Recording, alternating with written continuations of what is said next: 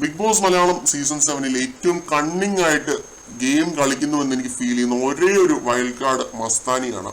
അനുമോൾക്ക് നല്ല 7ന്റെ പണിയുമായിട്ടാണ് മസ്താനി ഹൗസിനുള്ളിലേക്ക് പ്രവേശിച്ചത്.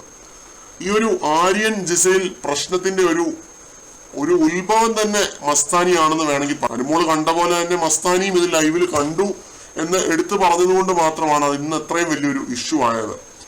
അപ്പോൾ അനുമോളെ പിരികേറ്റിയത് മസ്താനിയാണ്.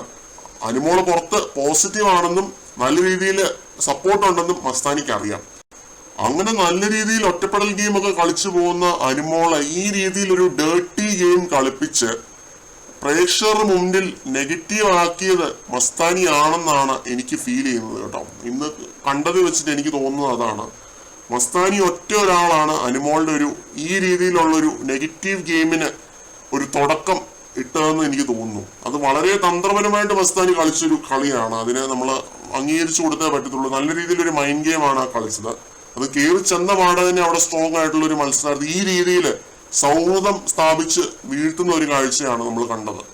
പിന്നെ ലൈവിൽ കുറച്ചു മുമ്പ് പറയുന്നത് കേട്ടുന്നു, ശൈത്യ നിന്നെ ബാക്ക് സ്റ്റാബ് ചെയ്യുന്ന ഒരു വ്യക്തിയാണെന്ന് പറഞ്ഞിട്ട് ബേസിക്കലി അനുമോളുടെ കൂടെ നിന്ന് അനുമോളുടെ ഒരു ട്രസ്റ്റഡ് വ്യക്തിയായിട്ട് നിന്ന് ഗെയിം കളിക്കാനായിട്ടുള്ള പരിപാടിയാണ്. ശൈത്യനെ തട്ടി ആദിലാനൂറെ തട്ടി മസ്താനിക്ക് അവിടെ കയറാനായിട്ടുള്ള പരിപാടിയാണ്. എന്നിട്ട് ഈ രീതിയിൽ നെഗറ്റീവ് ഗെയിം കളിപ്പിക്കുക, എന്നിട്ട് അവസാനം അനുമോളെയും പുകച്ച് പുറത്ത് അടിക്കുക. ഇതാണ് മസ്താനിയുടെ ഒരു ഗെയിം സ്ട്രാറ്റജി ആയിട്ട് കാണുന്നത്. അപ്പോൾ ഇതിനകത്തൊരു ആട്ടിൻതോലിട്ട ചെന്നായി എന്നൊക്കെ എനിക്ക് ഫീൽ ചെയ്യുന്നത്, അല്ലെങ്കിൽ ഒരു വിഷം എന്ന് എനിക്ക് ഫീൽ ചെയ്യുന്നത് മസ്താനി ആയിട്ടാണ്. ഈ ഒരു എൻറ്റയർ പ്രശ്നത്തില് ആര്യൻ ജിസൈൽ അനുമോൾ പ്രശ്നത്തിലെ ഒരു ആട്ടിൻതോലിട്ട ചെന്നായി ഒരു പക്ഷേ മസ്താനി ആയിരിക്കാം.